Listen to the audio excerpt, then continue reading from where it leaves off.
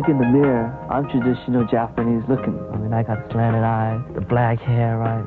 So every day I look, you know, it's Japanese, but then yet on the other hand, I'm Japanese American. I can relate more to a black or a Chicano here in the United States than I can to a person from Japan.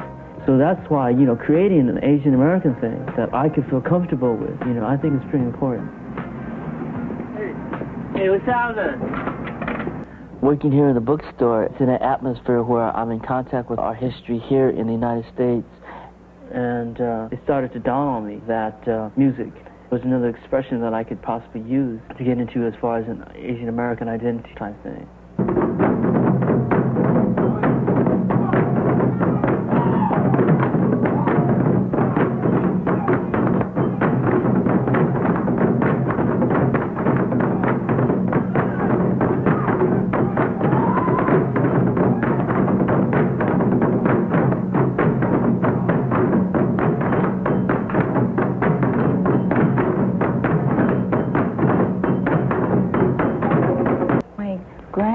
Passed away, and she had a koto.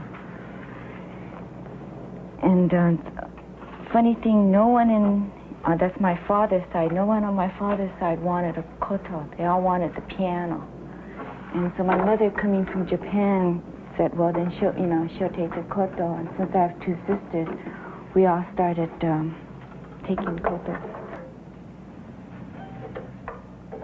I think it's a reflection of my personal search. I've come from a long life of confusion, identity crisis. I didn't know what I really was. And then at the same time, the Asian American movement began happening.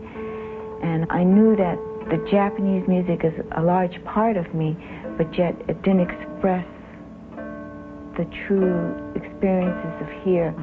In the beginning, it was just, I was invited to jam. You know, just bring down the koto and let's jam. And I was very uptight because I've never improvised before. And I was very inhibited. But then once we started working, then it, you know, just fit in. I don't know, I guess everyone was kind of excited because it was something different. And then it was definitely something Asian.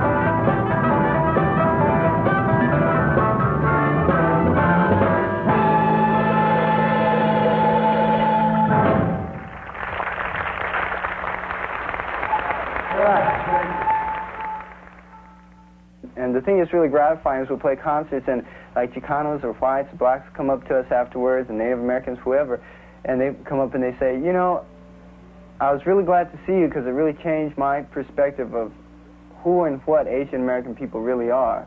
You know, that, you know, I feel like I can relate to you now. And before it was just a bunch of stereotypes that were running through my mind, and, you know, I could never get next to any Asian American brothers and sisters. But now, it's different. Now that I see you and I see what you're trying to say, you know, I feel like this with you. And that's, that makes it all worthwhile. Yeah.